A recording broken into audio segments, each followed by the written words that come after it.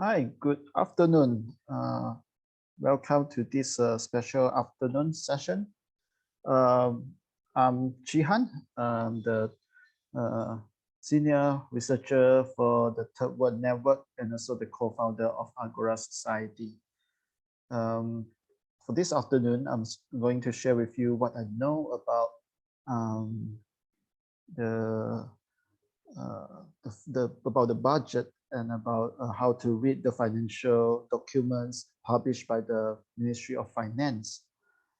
Well, I have run this workshop for several years since 2018, and now I'm just going to give you the update of the budget since the minister has tabled that in November. So here I'm going to show you the screen. I'm going to start with this. Yes, well, we are coming to 2022 next year, and this budget will be the first out of the sorry, here. Can you see the screen? Yeah. Okay, the slide is moving. Yeah, this will be the first installment of the 5 budgets under the 12 Malaysia plan. So everything, every items in the budget must have a basis. Then the basis, the foundation of all these policies and the implementation and the projects must based on something. And the major policy documents for this country is the 5-year plan, 12 Malaysia plan. So this will give the general direction of the government in terms of policies for each and every relevant ministries and departments. And you know, 12 Malaysia plan does not come from nowhere. It's not out of the thin air. So then it is actually shaped by the previous Malaysia plan, which is the 11 Malaysia plan, and then the midterm review of the 11 Malaysia plan. And if you just compare these two documents, you can see some continuity of the policies. And there are some parts, of course, in the 12 Malaysia plan is an update or some development since the last Malaysia plan. And of course, during the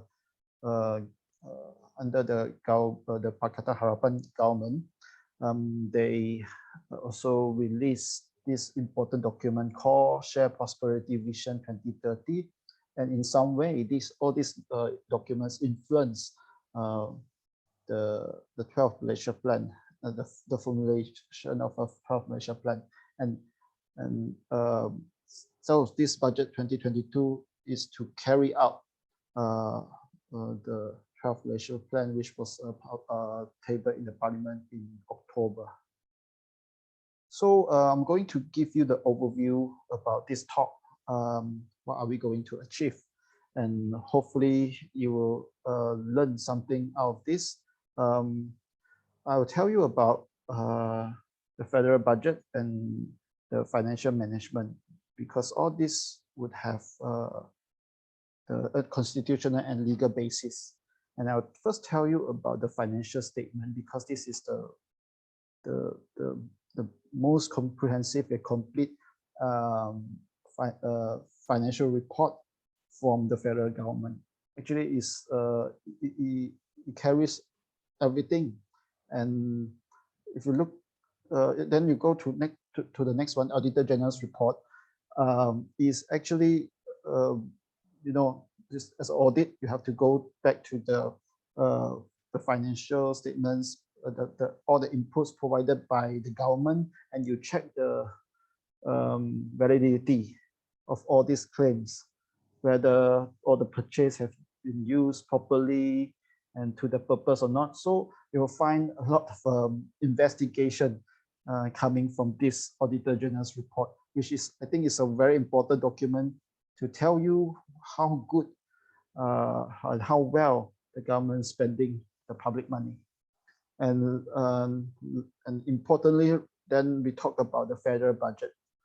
And I will give you a case study how you can actually analyze the federal budget. if you go down to the ministry level. If time permits, I will talk about some talking points of the budget 2022. So the purpose of this talk is to hopefully by the end of this talk, you will learn about our public money, from where we get this public money and what and where they spend on, and whether I think it's a very objective to ask whether it's spent well or appropriately. I think then you have to put in your analysis after you get the complete picture of what is going on and how you can after you know about the budget and how the whole thing is structured, then you can actually judge more objectively. Okay, so you will learn how to answer this question and analyze. Yeah, I think the take home slide or take home message of this talk is for you to learn how to recognize and differentiate this 332. What do I mean is the three types of the federal government financial reports, namely the federal budget, the financial statement, and Auditor's General's report. Actually, there are three documents accompanied with the federal budget, which I will come to that later. And very importantly, to talk about the federal fund accounts, we know that all money actually will pool into one consolidated fund account. And under this one consolidated fund, there are three pockets. One is on revenue, another is loan, and then lastly is the trust account. And there are two kinds of financial expenditure you need to learn, and these two are very distinctive. One is operating budget, another is developmental. They each have different function and meanings, which I would also explain later. So currently we are still in 2021 when the federal budget for next year was tabled, and recently in December was approved in the Parliament. So we are talking about the money that is going to be used next year in 2022. But at the same time, the other two important financial documents, namely the financial statements and Auditor General's report, were also published alongside with the federal budget, and I think some even before the budget was tabled. So this financial statement, the latest version was 2020, and the Auditor's General reports on the previous financial statements. So the reports, the third series, the second series of a report was also released, was on 2019. And you know, there's constitutional and legal basis of our federal fund. In the Article 96 in the Federal Constitution, it says that no tax or rate shall be levied by or for the purposes of the federation except by or under the authority of federal law. That means there's no money can be taken or from the people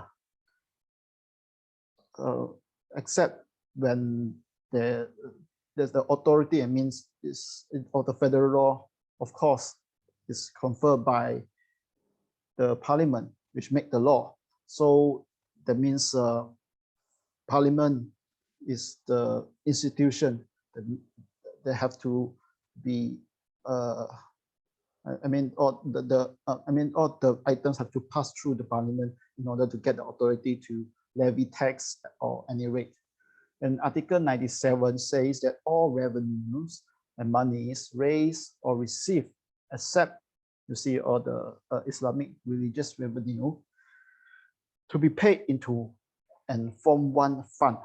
The fund is called the Consolidated Fund. And Article 104, it says that no monies except specific charge expenditure shall be withdrawn from the consolidated fund unless they are appropriated or otherwise authorized by Parliament. I think this is very clear. So, I will talk about the charge expenditure later on, but all other funds, if they want to withdraw or use from the consolidated fund, they have to go through the Parliament as the highest authority. Otherwise, it's illegal to use to simply take any money from the consolidated fund.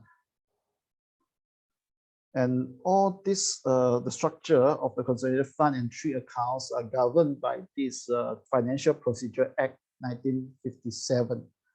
And it says that we have these three accounts: consolidated revenue account, loan account, and trust account. So what is the function? I think the main account is the consolidated revenue account. It actually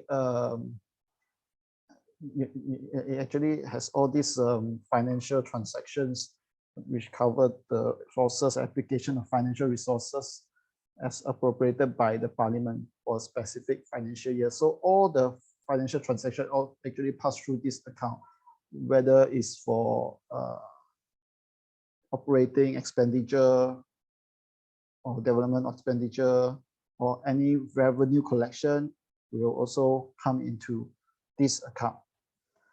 Then we have the other two accounts.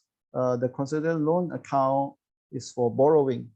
You see, when we have the budget table that have a result in the deficit, that means the government wants to spend more money than what they could have collected.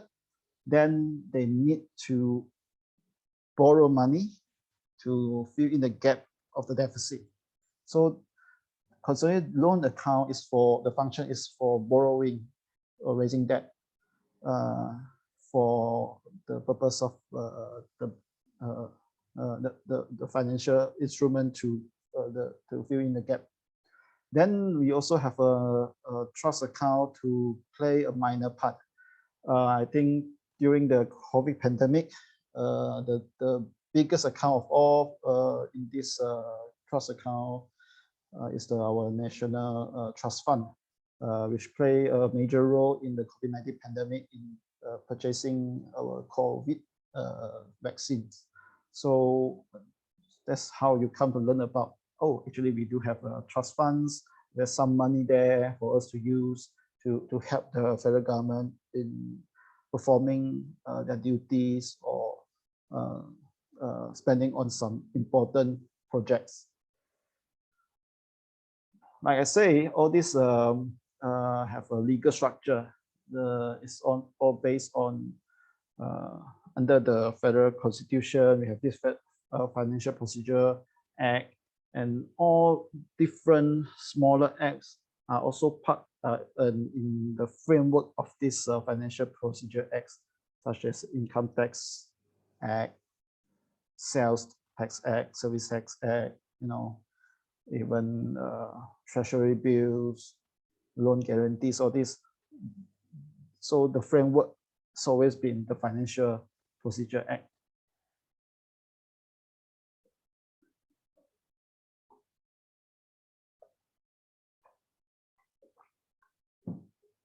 Now we come to these financial statements.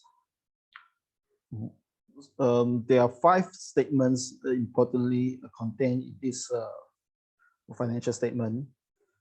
They are statement of financial positions, statements of cash and receipts and payment, statement of financial performance, statement of memorandum accounts, and lastly, notes to the financial statement. So it's a complete list of things that you can find, even to the level of actually which foreign banks lend our government money, how much is the debt right now with them, or any GLC that the government has provide the grant to, and how much is the quantum that the government has done. So it's all recorded in these financial statements, and the balance. Yeah. Accountant General's general job on behalf of the government to produce such document annually, on the previous year's account. Most of the time is before the budget table in the parliament. So the Auditor Generals, what they will do is to audit and verify the accuracy of this account and see whether the money is spent well or not.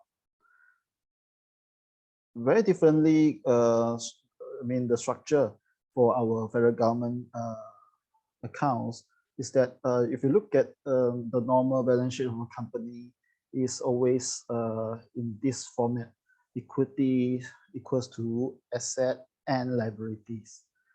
But federal government is not a profit-making company. It deals with public monies. So the structure of the presentation of the statement is rather different. If you look at how it is presented, this actually means the cash and investment. These are our public monies in the balance, and all this money actually parked in these three accounts which I told you before in the consolidated fund. So the money is presented in that way. You can see. So this is a financial statement, a statement of financial procedure for 2020 and compared to the amount in 2019. So you can see that the public monies is the sum of the public monies from the cash and investment is balanced with the amount held for the consolidated fund. So you can see how much money the government has in cash and investment and where it's parked. For 2020, you don't see any money left in the loan account, presumably because government needs this loan money to plug in many other areas. So there's nothing left in 2020 for the consolidated loan account. And you see that the trust account still holds a lot of money in balance. And then we have this statement of cash receipts and payments. So it's they're both sides. One side is a receipt, means whatever the government received, collected, either from revenues. Revenues, we have a breakdown of tax revenues, non-tax revenue, non-revenue receipts, and the revenue from the federal territories. Then we also have loans. These two are the biggest item from the receipt. Yeah, loans, we have domestic and foreign loan. We also have foreign assistance, capital receipts, and trust receipt, and so on. But the biggest receipt for the federal government is very clear: is revenues and then a loan. These two components. And you look at the payment side, whatever is paid out as expenditure. We have this operating expenditures, and then we have a developmental expenditure. And I think there's a new category for the expenditure in this financial statement in 2020 due to COVID. So COVID-19 expenditure is a special category in this financial statement 2020. And you'll see, of course, you have to repay the loan, and there's some other expenditure. So these two should balance out the payment and receipt. Yeah. And this gives you the balance for the year mentioned for the financial statement for 2020. I like to zoom in the receipts. Especially on the revenue collection. It's for you to understand that most, 70% of our revenue actually is coming from tax. For tax, we have direct tax and indirect tax. Direct tax means whatever tax come under directly your name or some entity name, for example, company or Petronas, for example, the Petron income tax, and stamp duty and real property gains tax duties. These are direct tax because you own these shares or you own this property, so it's come directly under your name. This is different to indirect tax, where it only applies to you whenever you use it. For example, sales and service tax, only when you buy goods, you spend on services. If you're not involved in trading, then the export duty, import duty actually paid by the traders. Yeah, so all these are indirect tax. And the tax usually collected by the Inland Revenue Board of Malaysia and the Royal Customs. Okay. Next up, we have non-tax revenue. These are the charges on licenses, registration fee, permits, services fee. For example, whatever you pay to renew your passport, you pay saman, and all this will come into this non-tax revenue. And we know the government also have their properties for sales and rental. Government also invests in the capital market, they get the returns, and all this will constitute the non-tax revenue. And we also have a non-revenue receipt from other levels of government or agencies. For example, from the local government and state government, federal government is the only government which can lend money to these different levels of government. And state government and local government cannot issue bonds and borrow money on their own. They have to get the approval from the federal government, and federal government has to receive, has to assist. That's why when the local government and state government have to repay, then you have the receipt. Yeah, so this is how it goes. Yeah. And we know that federal governments own 3 federal territories: Labuan, Kuala Lumpur, and Putrajaya. So whatever revenues collected from these territories won't appear in any other accounts except for the federal government financial statements.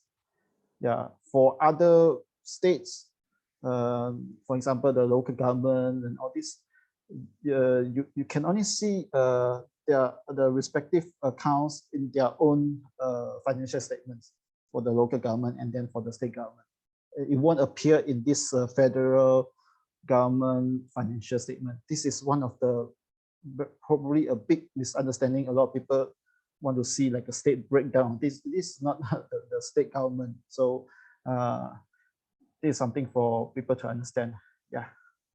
Like I say, 70%, 68.6% is coming from the tax revenue, and the non-tax revenue took about 28%. Next up, we have a statement of financial performance. What do we mean by performance? Is that whatever revenues that you receive, in minus of the operating expenditure, then you have this revenue surplus. But we know that government is very different to just ordinary company and other entity. It has the obligation to develop the country. Yeah, of course, not for profit, it's for the people, for the welfare, and for increase the capacity of the government as well. So even though the government has a revenue surplus, it still has to pump in money for development, and it's not enough. I think this is a prevalent problems in many other countries as well, as we live in this neoliberal world. When the borrowing is still cheap due to the rating, it tends to encourage the government and the policymaker to take the easy way out, just to borrow and have the capacity to use the future money to develop for today. So that's how the game is played. And for year 2020, COVID-19 expenditure also come up here. And on this statement, you see there's a budgeted amount and then the actual amount. Is for you to compare how the efficiency of the public money planned and actually executed. So it's a good good presentation for you to see how well the government control the money accordingly. Yeah, so then in the end, after you minus off the development expenditure and COVID-19 expenditure, you see the overall deficit. And all this deficit has to be funded, like I say. Then you have this breakdown of loans, recoveries, and the changes is the cash and investment. All this, then you'll see how the money actually is, how the deficit is actually funded. I need to talk about the operating expenditure because a lot of people probably do not understand that the charge expenditure is different to the supply expenditure, and where the finance minister have the absolute power is the supply expenditure only. What does it mean? Is that if you look at the federal budget later, you will see there's a code for the charge expenditure and the supply in the alphabet. T tanggungan for the charge, and then B bekalan for the supply expenditure. And the federal government, the finance minister only can determine the amount of the supply expenditure. But for the charge expenditure, for example, expenses on pension, debt service charges, and payment to the states, which are already provided by the law, and that's all charged to the consolidated fund. Because, for example, the payment, the grants to the states has a formula to calculate how much every year per head you have to provide the grants to the states. Yeah, it's actually not a very big sum, but it's all stated. So the federal, the finance minister has no liberty, like, not to give. So for the debt service charges, it's all according to the agreement with the debtor. All this, there's no way the finance minister can have his own creative way. So, and also for the charge expenditure, we also have the institution, public institution like our royalty, our chief judge, auditor general, and all these important commission, for example, election commission and police commission. All these have to be funded, and the finance minister cannot say they don't want to pay. Yeah, and or if they want to negotiate with the amount, I think it's not totally in the finance minister's hand. So like I said, the grants, it talks about subsidies. We talk about grants to state government and the statutory bodies.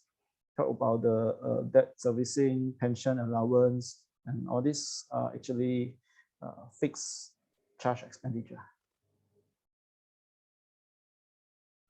And then on developmental expenditure side, is a budget approved to implement the development programs and projects under the 5-year Malaysia plan.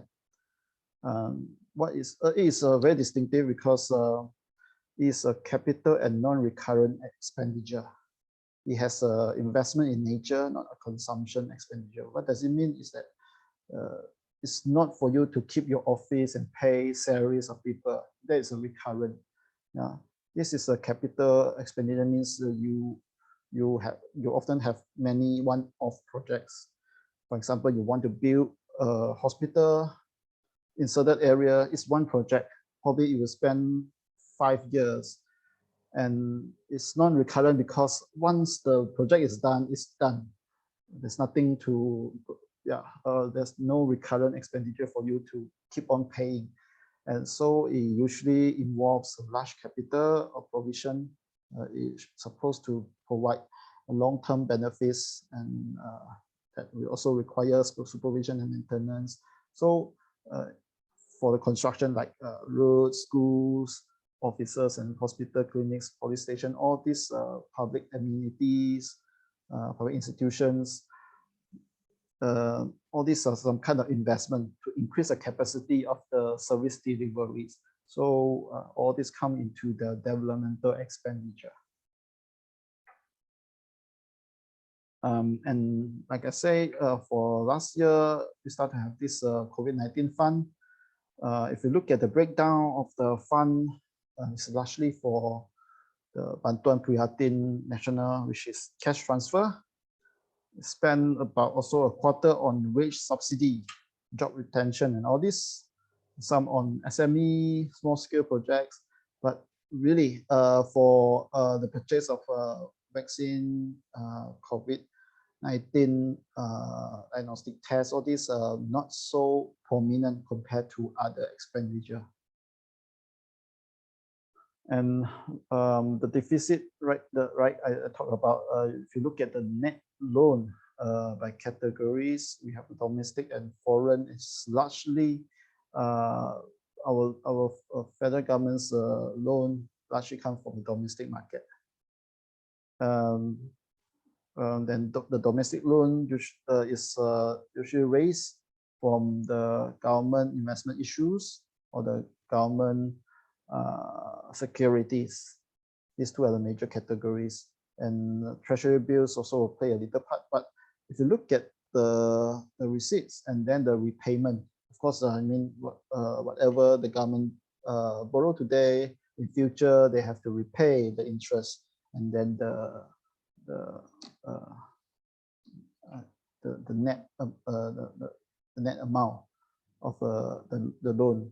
Yeah.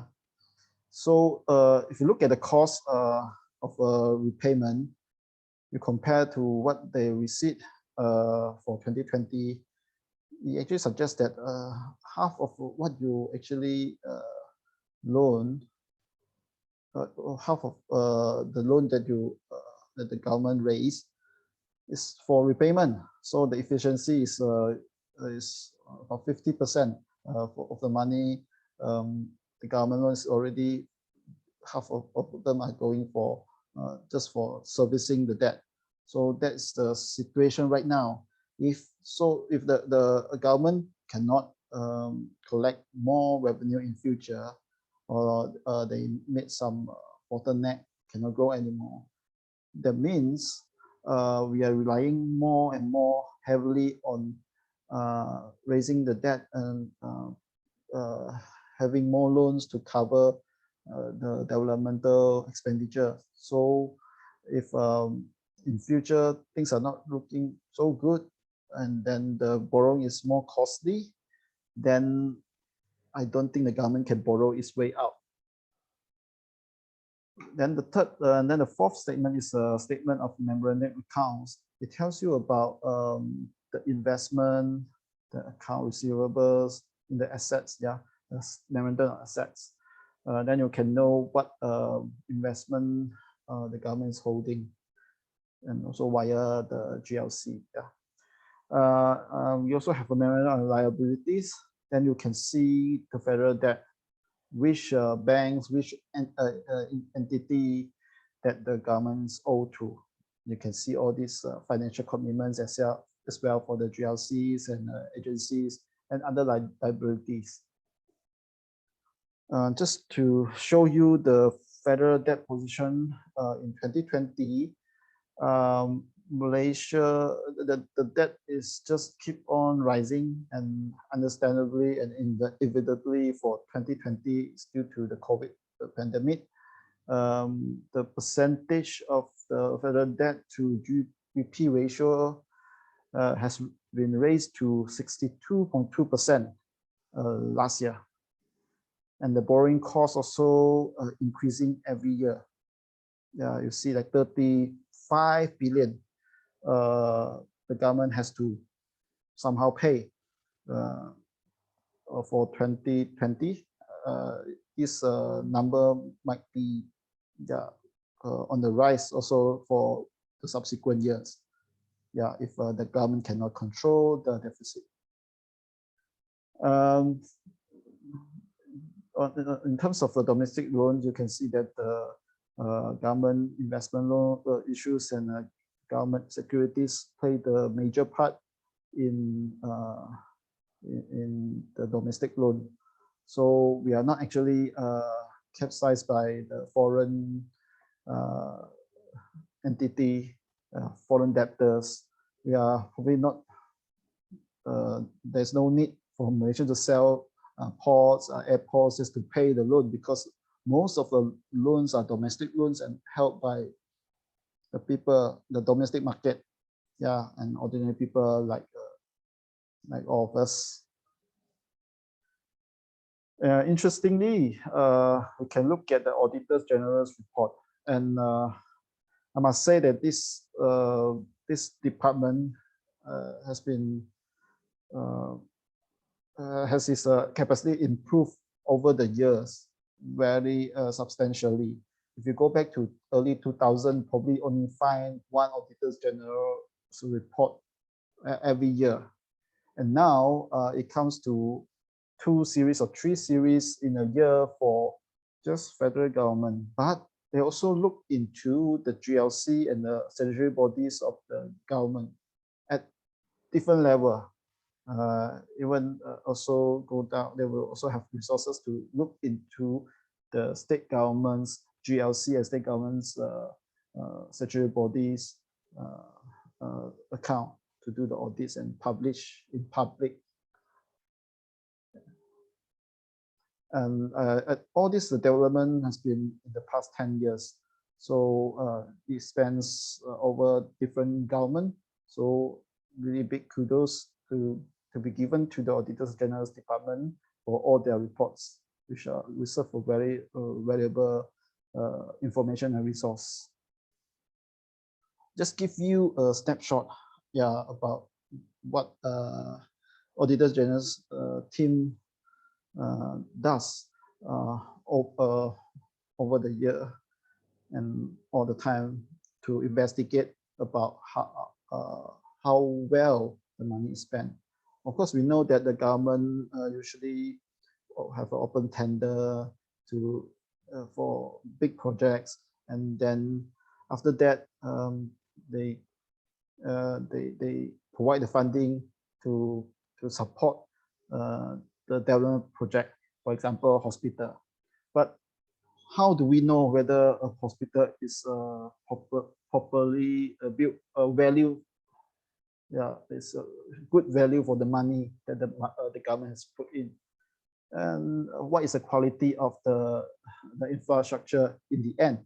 So for this, in 2018, the government, the Auditors General's team went to this hospital Alor Gajah, Melaka, which the hospital itself was finished its construction and got their CPC, the certificate of completion, in 2012. And when they make the visit in 2017 July, they found that the surgery the operating theater is not functional. Was not functional at that time. They say since the handover of the project. But you know, this this operating theater cost about 1.4 million ringgit, but not in use. Such a waste. You see the picture of 6.1 and 6.2. You see that all the equipments are just hanging there for 5 years. Nothing has moved. No one single surgery case is in operation. Then you know this Auditor's General's report also will give chance for the relevant ministry departments to give a response to whatever finding they had, and they can respond. Yeah. So the response that the Ministry of Health gave on the 4th of January 2018, it says that, oh, actually the operating theater could already be in function. Was already functional since 18th of September 2017, and until the end of the year, 57 cases of operation has been carried out. But if you look at the timeline, probably it's not going to happen in this way if the audit team were not did not went to the ground to do the investigation. So this shows that the power of the Auditor General's report or the investigation that they carry out, looking into the public money, whether they spend well or not. One thing is that you have the building. Another thing is the quality of things. So you look at the JODA 6.6. It tells you about the problems during construction. Before the handover, you see there are 135 major problems, flaws found in the construction, and then the 3,051 minor problems. Then it got addressed, all these problems, when the hospital is handed over to the Ministry of Health. Then when this audits team went to the ground and investigate, then finally, then you can see that all these flaws and problems re-emerge. Probably there's some new problems coming up, and surprisingly, the major problems they can find even more than before. 176 major issues and 1,604 minor issues. It shows that the project has a lot of problems during the constructions, and this will be costly for the taxpayers if this building is not constructed properly, and the government has to spend a lot of money in the maintenance. So I think from all this Auditor General's report can tell you whether the money is well spent, a project is executed well or not. And Edry's reports also can comment on a lot of things. For example, it is told in the report, says that the emergency trauma department at the Malaysian hospital are understaffed, overcrowded, underfunded, do not have enough equipment to provide proper level of care. In the background, in 2016, the fire broke out in Sultan Aminah Hospital, one of the state hospitals in Johor Bahru. And then this report came in 2019. It still tells you about the funding and the commitment of the government to address the issue is not there. And the audit reports say that the funding is insufficient. Sadly, the case. It's not that the MOH did not requested for more money, because if you look at the news report, it says that the ministry requested for close to 100 million for the purpose, but only received 21% of the requested amount. So this shows that there's an effort made by the ministry to address the issue, just that whoever is control the budget, the allocation, is actually all in the hands of the Ministry of Finance. It's not because there's no effort from the MOH to address the problem. How can you use the 21% of the requested amount to address all these major issues? Problems going to await you if that's the case. Now we have to talk about the supply bill. There's a certain definition given by different countries for it. For example, in Australia, you mentioned about the supply bill. It means that it's the bill that required by the government to carry on its day-to-day business. In our federal constitution of Malaysia, Article 100, it tells that a supply bill providing for the issue from the consolidated fund of the sums necessary to meet the expenditure, and then the appropriation of those sums for the purposes that specific therein. And I have to mention that the supply bill, the budget, is only one of the money bills that must be tabled by the relevant ministry, which means Ministry of Finance, to be authorized to use the consolidated fund. It does not mean throughout the year in different parliament sittings, the Ministry of Finance cannot propose other money bills.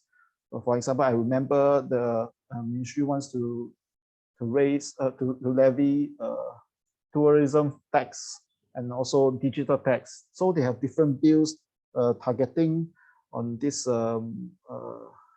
the different kind of tax to be collected throughout in different period of a parliament session. This can be done only by Ministry of Finance, even though we have a Ministry of Tourism, Culture and Heritage. But when it talks about money, tourism tax, it has to come from Ministry of Finance. The same things goes to the My Salam and other things. Yeah. So when I will talk about insurance and money, it's all money bills. Only Ministry of Finance can table. That's why a lot of people got misunderstanding that the budget is about the budget speech.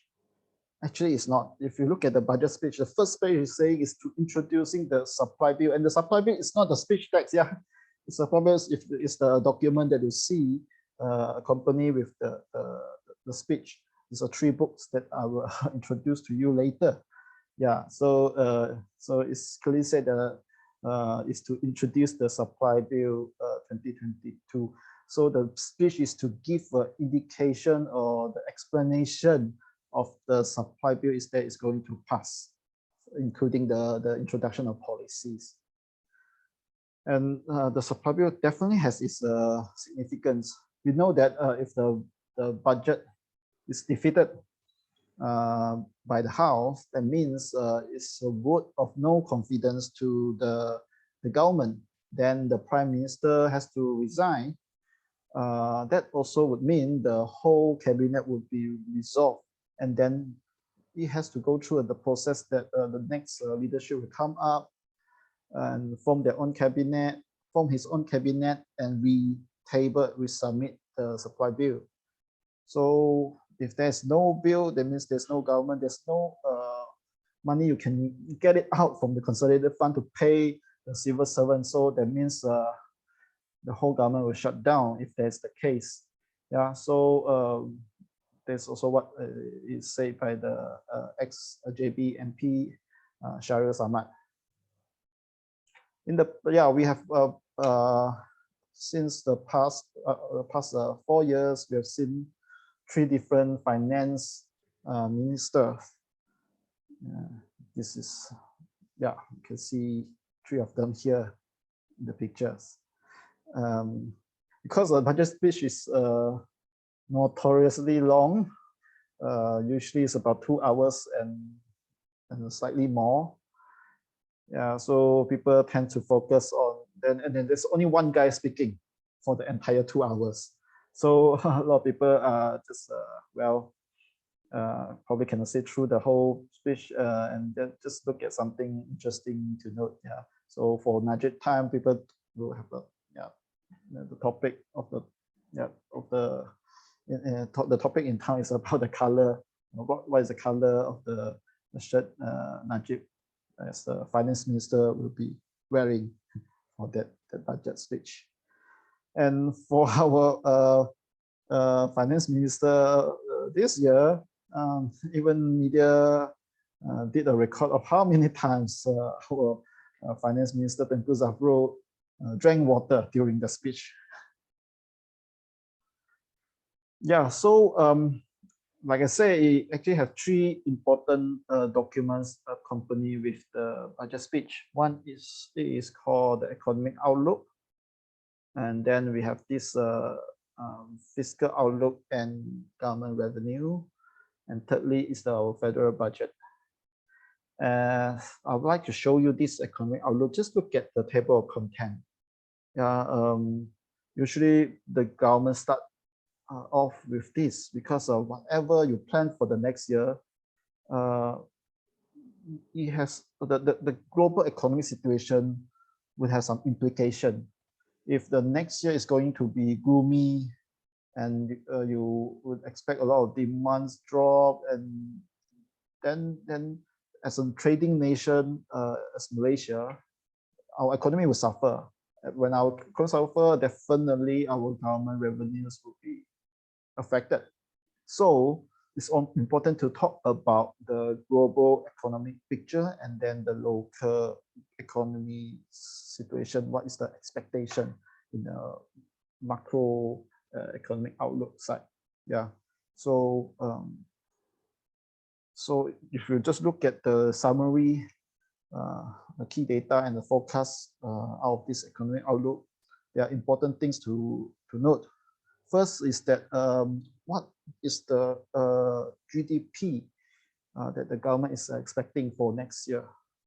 So in terms of the GDP growth, the government is expecting 5.5 to 6.5% of the GDP growth for next year, provided the COVID pandemic, like for example, the Omicron-led new wave didn't hit that bad. Probably the whole global economy is banking on that. Then we have the current price, GDP, and importantly also look at the balance. I mean the deficit of the government financial position.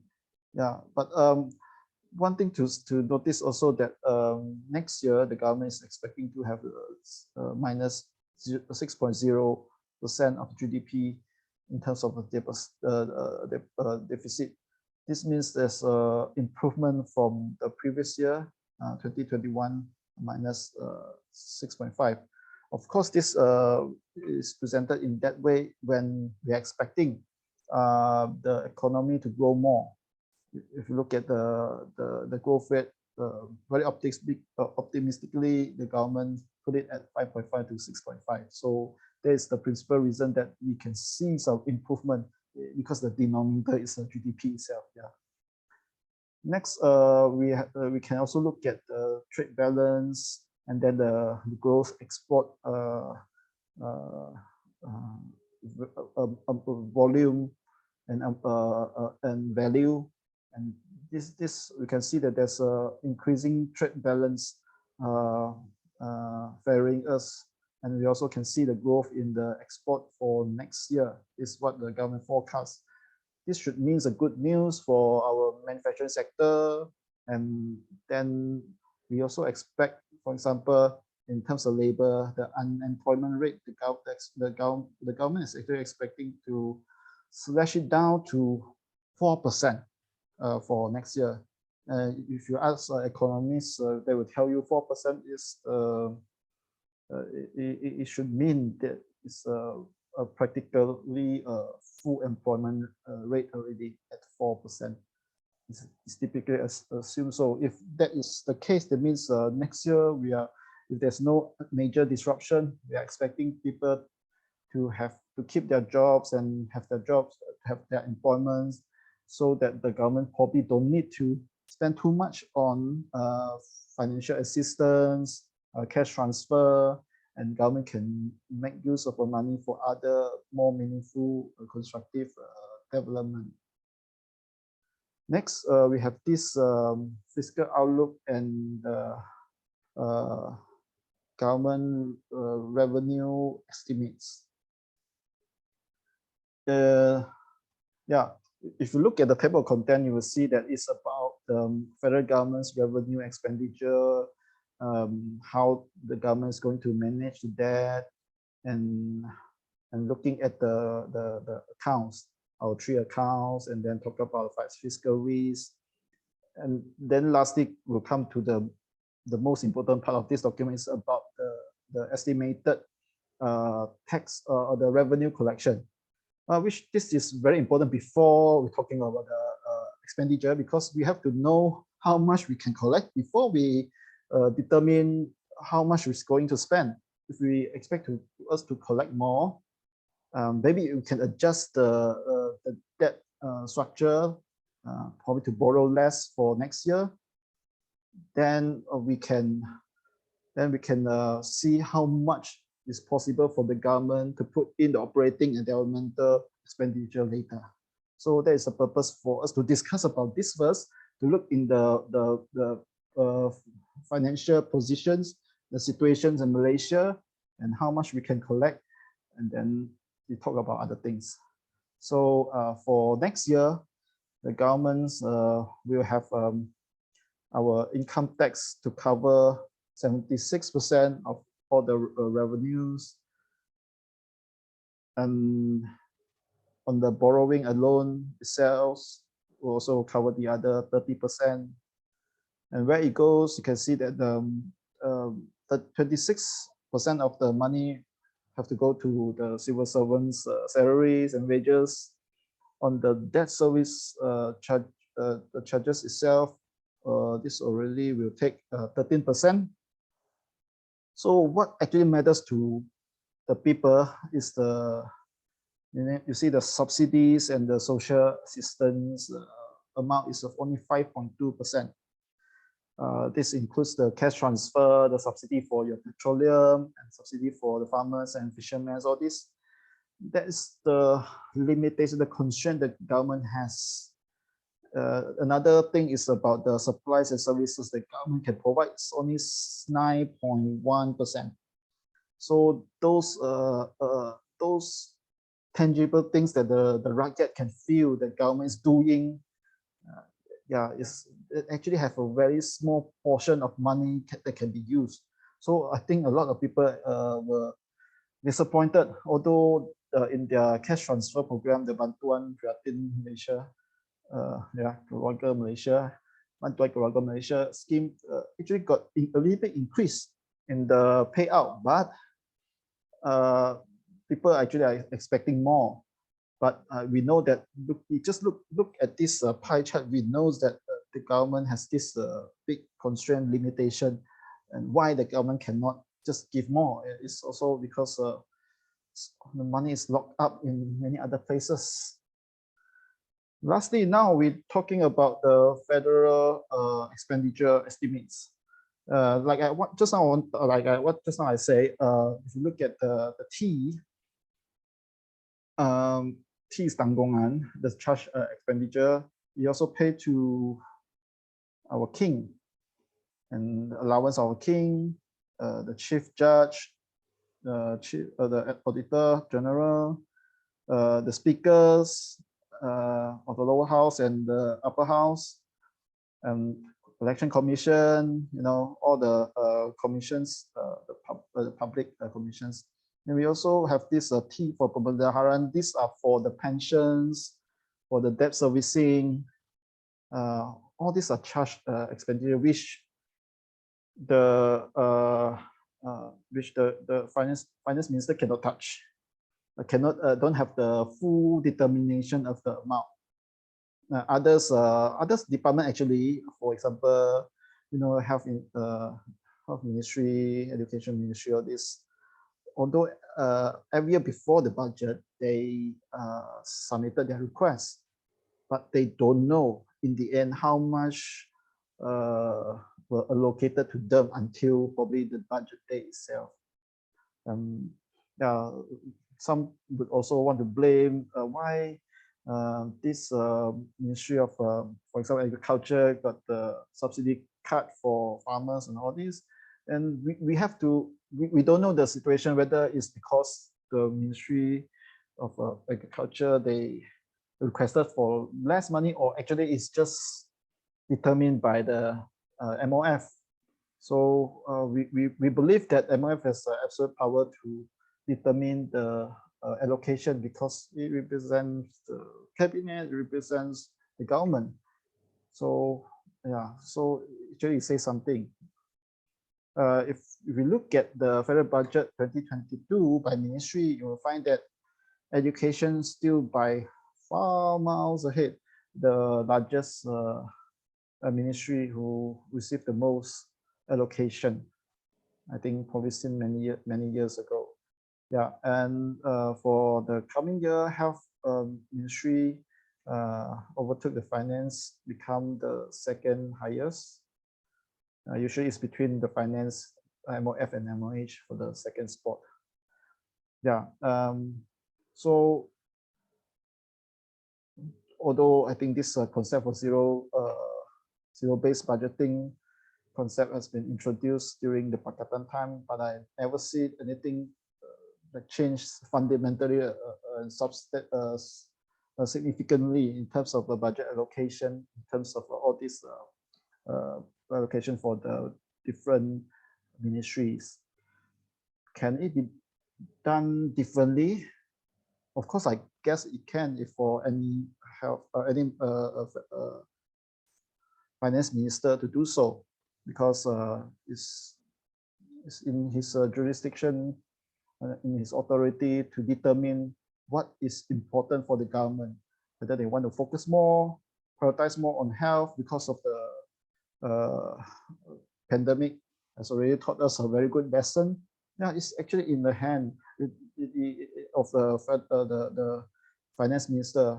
It does not really always have to give education ministry that much of money, probably. Yeah, if the government has its own justification. But that's why I want to talk about the priorities of the government. The proverbs often say, put your money where your mouth is.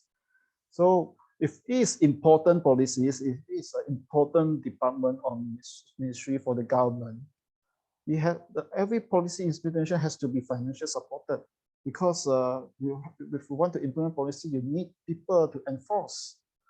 You need probably to increase your capacity of your service delivery. You have to probably buy more equipments and whatever. And usually what the budget, so that's why the budget planning and the size of allocation is it's a very good indication to reflect the policy intent and commitment. So the politician cannot just verbally say that they think whatever policy is very important, they are very committed to that, they pledge this and that. When it comes to the budget, when it is presented, it shows no budget or very little budget for the purpose of the project. Then questions have to be asked, why? And if the government is really as committed as what they promise. Of course, there are some essential services and social welfare provision, all this cannot be escaped. So they must put in money, but I think about the size of allocation must also reflect what the government is putting as priorities. So there are 4 factors I think can be considered for restructuring the budgetary priorities. For example, the first one is the urgency of an issue. We know that the COVID pandemic is still ongoing. Bad news for you about the endemic, because of Omicron. I think the pandemic is back on. Yeah, it's not endemic yet, and because of the urgency of this challenge or threat, the government has to be prepared. It's something that is coming. Yeah, it's very urgent. You have to be prepared. So you have to put more money where the mouth is, where the needs are. Yeah. And risk management, then you have to see if there are climate change. You see the slopes are failing. Unless you want to anticipate for more landslides to happen and more lives to be taken away, then you have to do something. Yeah, it's about risk management. Probably you spend more money to secure the slopes. Then the third one factors is the demand projection. That means that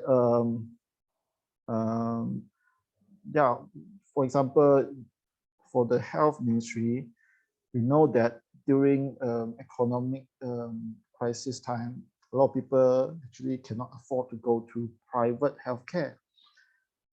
Then they will fall back to government hospital and clinics. And even before the pandemic, we already see that there are growing number of patients or demands for the government healthcare services.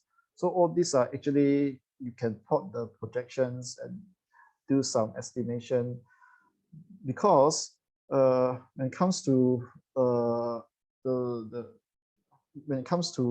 the service demand, when they go to your hospital, then that is the real demand, real challenge. If you do not have enough manpower, you don't have enough budget to buy necessary medicines, then how are you going to treat all these people coming to your hospital? So it's a real problem. If you you put in under resource to meet the demand, how all this demand can be effectively addressed, handled, and managed. So this is a big question. If the government don't look at evidence base of the demand and trying to meet the demand. Yeah. Fourth is the government's responsibility. Which segment of society you probably, for example, the vulnerable population you want to take care of. You want to ensure they are healthy and safe and happy. So there's a government's responsibility in terms of social welfare and social protection. So all this has to be considered when the government's propose a budget. Yeah, it's not. Of course, this is very idealistic. Probably there are other considerations which is not so public. Could be like a interest-based thing, but for us, the civil society, have to hold the government accountable and responsible for the important policies that reflect the public interest. For this year, it's very special because for the first time in our history, we have this pre-budget statement coming out from the Ministry of Finance. It was released on the 31st of August. Actually, after that, the finance minister and the ministry itself held many rounds of engagement and received many memorandums and discussion. Then actually the purpose of a pre-budget statement actually sets a tone for the subsequent actual budget, but so that it won't surprise many when the things come out in the actual budget. But it is very important to get the society to understand what are the current situation and global and local economic situation, and what are the limitations and constraints of the government. Then every segment of the society cannot put a very excessive demand on the government when the government don't have that much of money. So it has to be reasonable. So I think this sets some kind of boundaries of understanding from the society when they make such demands, and the government can use this as a basis to engage with people. So for the 2 months of this discussion and public consultation, actually it's quite fruitful that the government can receive more feedback to refine the budget, and whatever presented in November was the result. If you look at the budget document for every ministry, actually it's a very telling. I encourage you, if you're really concerned and want to know about the function of the ministry, read the federal expenditure, the federal budget book, because it tells you about the function of the ministry. It tells you about the vision, mission, and then for each and every program. For example, for the MOH, the biggest one is the medical program. It tells you about their KPI and tells you about activities for every subdivision under this program. For example, the specialist department, the mental health department, or whatsoever. You can read the budget document and understand what actually they are doing. Yeah. To read the budget, usually it is presented for the next year and estimate for the current year, because the current year, it has to be estimate because the current year is still not yet over. Yeah, so this is for you to compare the sum between these 2 years. Usually the budget is presented in codes. I would like you to understand the codes. I think it's very important because this will be recurring in other parts of the budget document later. If you look at the object arm, 10,000. The code 10,000 is for emolument, means for salaries and wages for civil servants. And then the 20,000 is for services and supplies. It's for buying the equipments and services, for the office, for the department to operate. And then the government also will buy assets for the operation, but increasingly this amount of money you can find more in the developmental expenditure increasingly. Yeah. 40,000 is for grants and fixed payment. We have to understand that for many ministries, they have their own statutory bodies and councils. Some councils, for example, for MOH is the Malaysian Medical Councils. This is actually headed by our Director General of Health, Dr. Noor Hisham. But the council members committee would also consist of other experts and people from the medical field or civil society. So whatever whoever actually hired by this NMC, this statutory body, they are not part of the civil servant. So you don't see their wages, salaries parked under MOH. That's why, but the government, the ministry will give a grant to all these statutory bodies and councils in a fixed grant. So, in the budget item, you only see grants for these purposes. And finally, there's other expenditure, which is very rare, uncategorized items. Then you have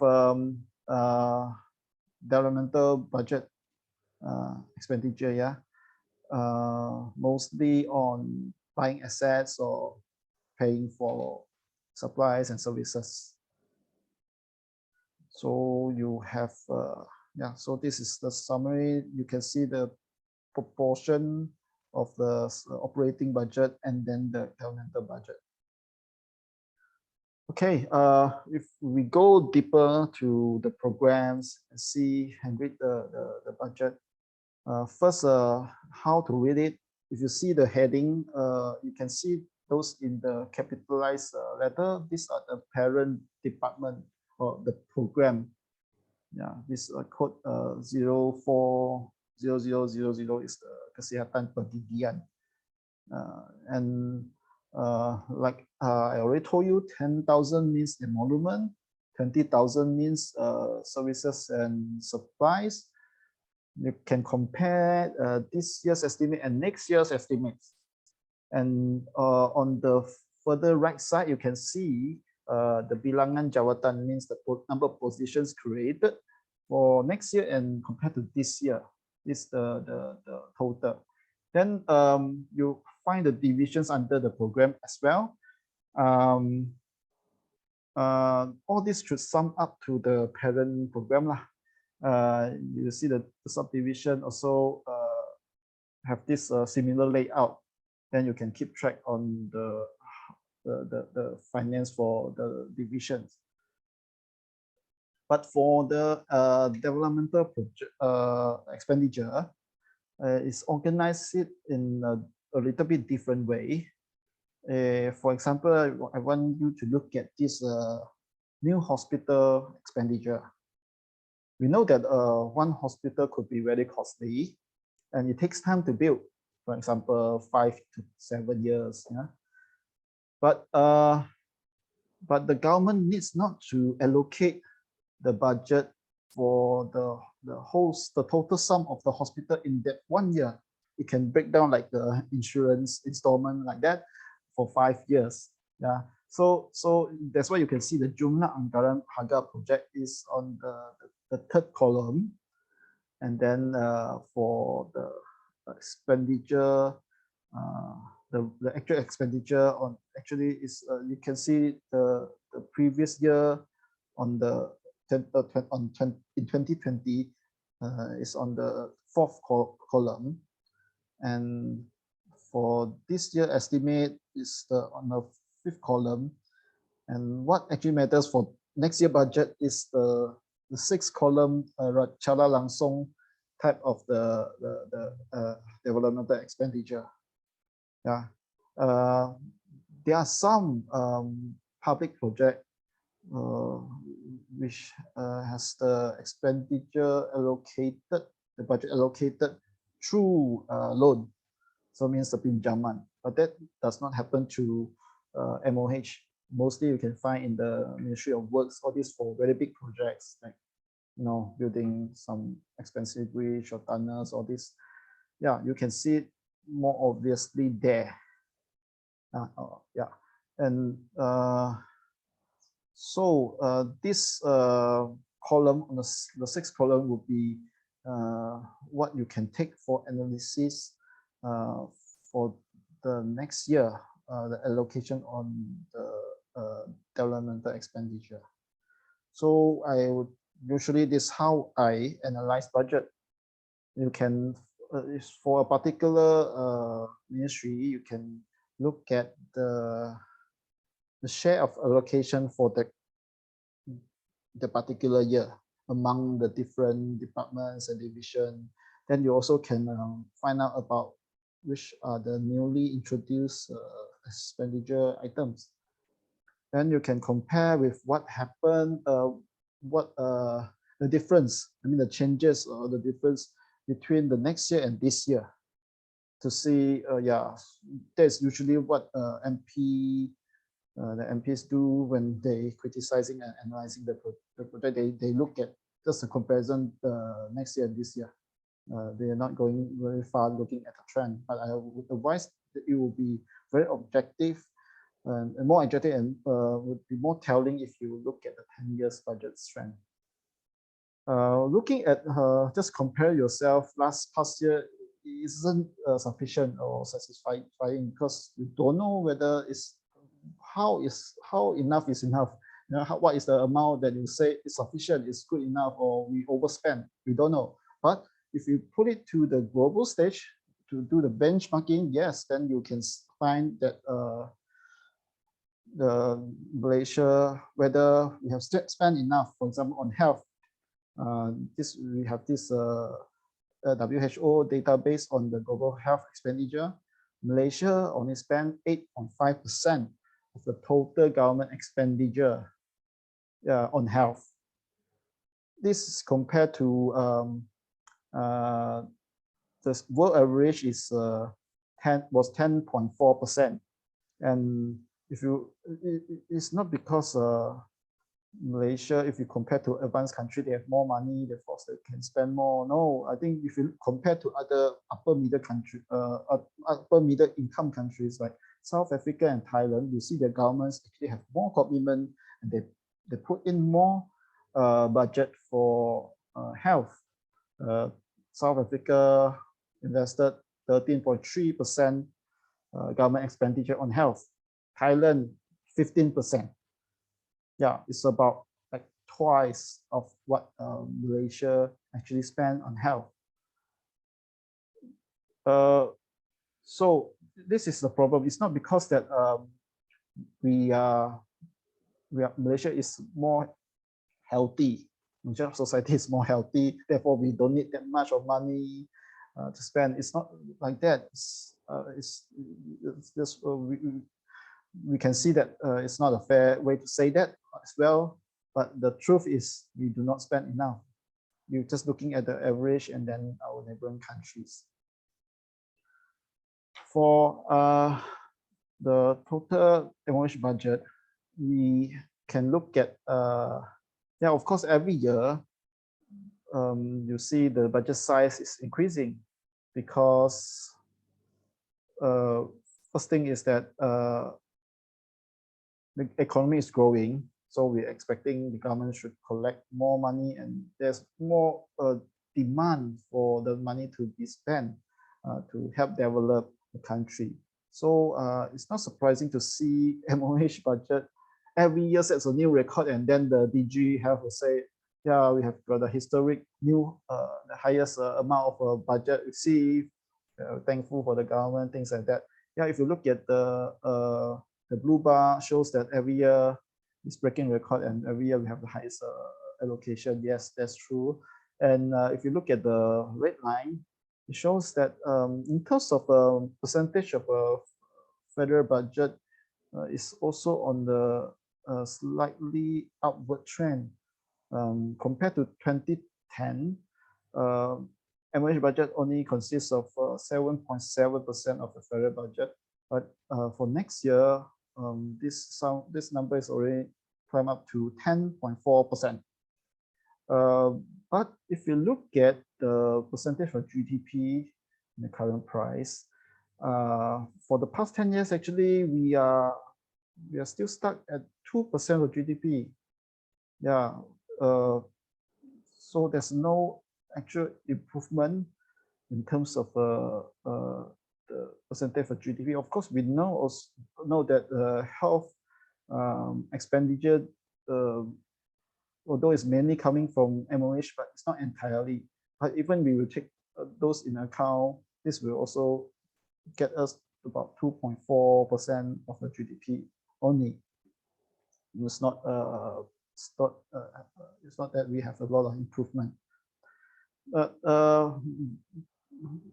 Yeah, one thing is about the total MOH budget, but if you have a breakdown of operating expenditure and then the developmental expenditure, you will find that in most of the cases that the MOH budget got increased is due to the operating expenditure, the rise in the operating expenditure. Look at the purple bar, you'll see that it's also increasing every year. In terms of, if you look at the developmental expenditure, there are times, especially in the 2016 and 2017, in terms of a total MOH budget, there's only 5.4% of the total MOH budget allocated for developmental expenditure only. That's the lowest point of all. And after that, when the Pakatan took over, and then the subsequent governments started to raise this up, and you see that's why you see the red bar is going down and coming up again, because they understand that the public health sector needs a lot more investment for development process to increase the capacity to repair or to maintain the current facilities. So for next year, 2022, you also can see that the percentage of the total MOH budget allocation for development expenditure will be at 13.5%. If you compare to the average of the developmental expenditure for the entire federal budget, is actually about 20-something%. That means MOH still. That means the developmental expenditure for MOH is only half of what is the average of the entire federal budget. And you can also do an investigation to show if there's any correlation between MOH budget with the federal budget. One thinking is that you compare the blue line and the orange line.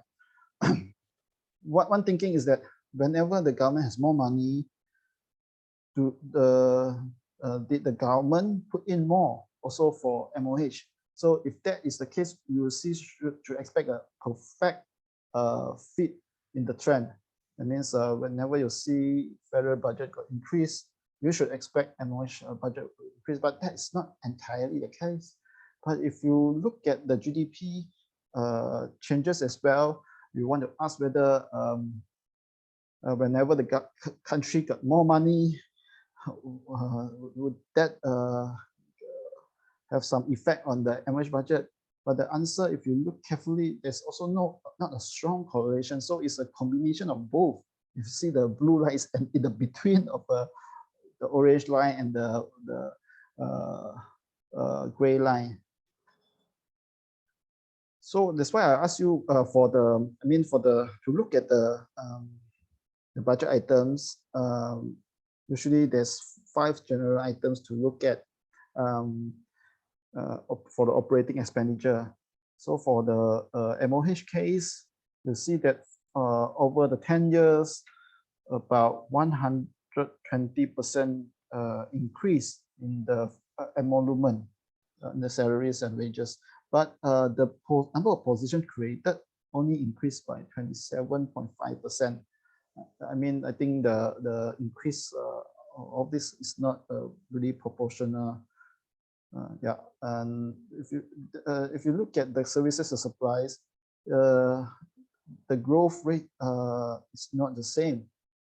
That means the amount allocated for services and supplies actually got squeezed because of the pressure from the emolument.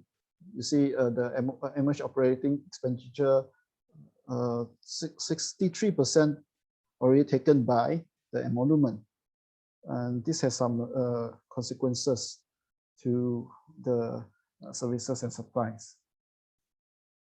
But if you go to the budget federal budget document lampiran C, you will see more breakdowns of the budget items. For example, for MOH, on emolument itself, it has a breakdown on the emolument, whether it's paid mainly for the salary and wages, or for the fixed allowance, or for the OT allowance, and all this. You can see that where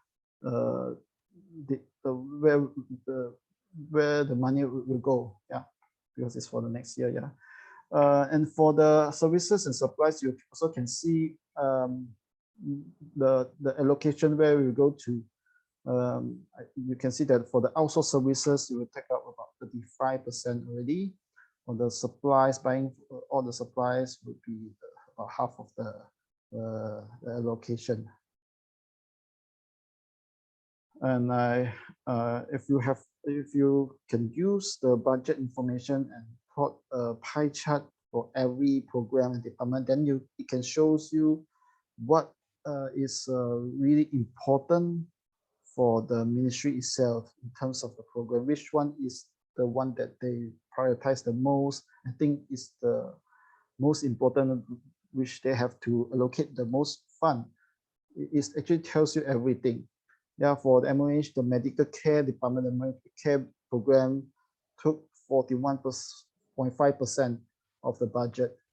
And these are for the hospital management, it's entirely for the hospital-based care, and all the specialist departments.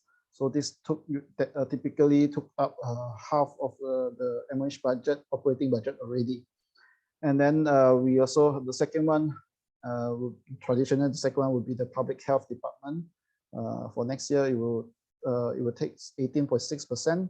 It's for the divisions such as disease control, family health development, pharmacy, and public health supplies. And this is the program which controls the clinic kesehatan, the immunization program. So it's quite a demanding department as well.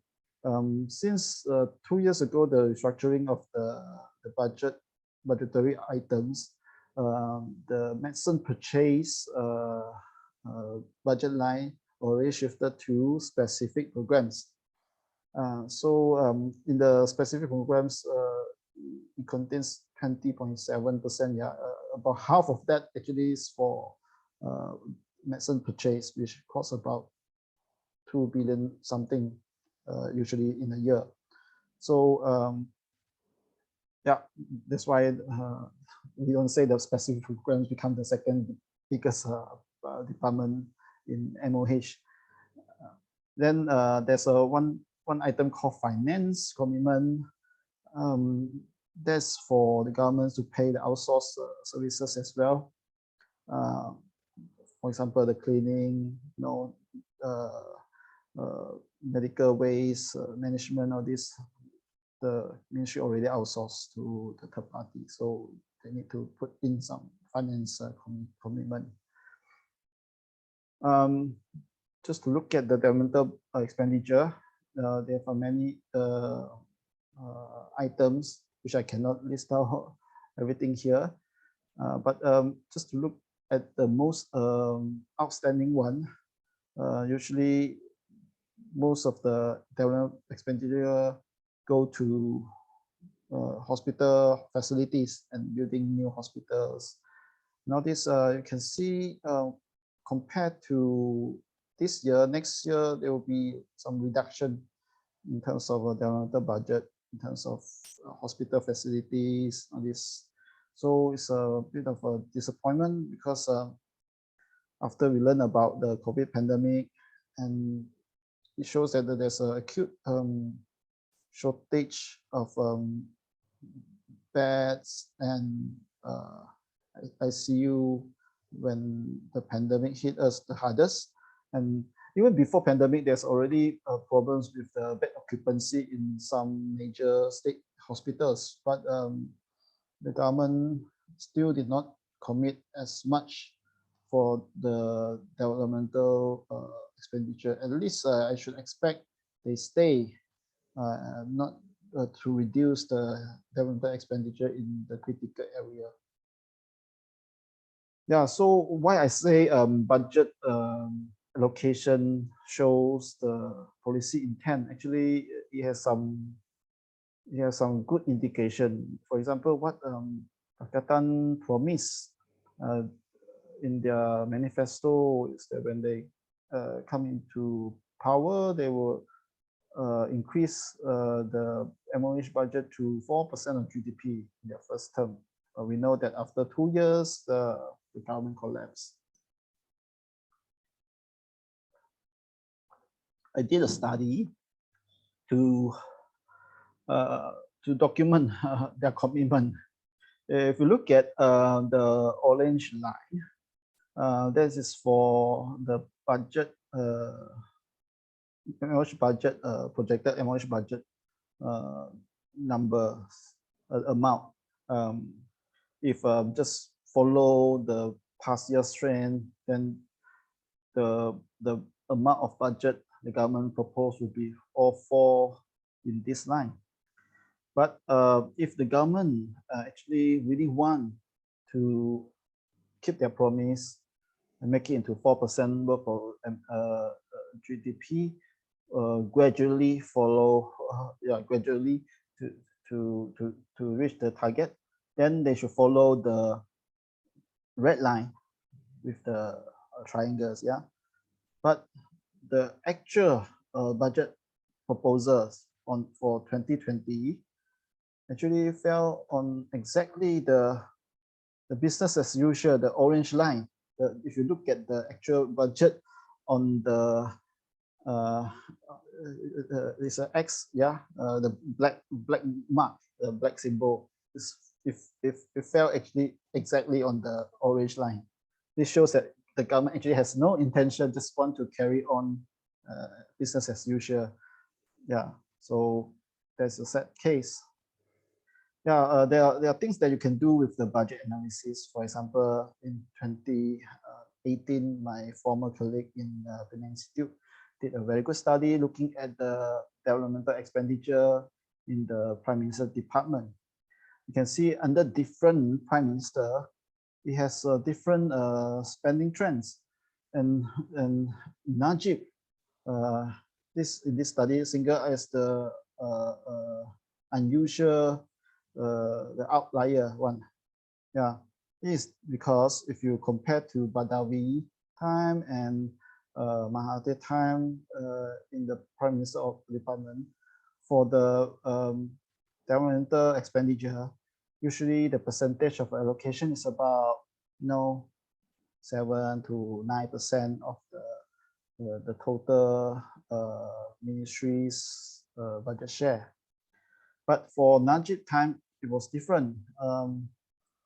About 20% or more, when at least twice of the amount in terms of a percentage share compared to other prime ministers. We know that compared to the operating expenditure, this amount usually is a lot more fixed because it's for the operation itself. For example, you have to pay for the salaries or wages of a civil servant. This is nothing that you can corrupt it away, taking it away in your own stats. Is not the case.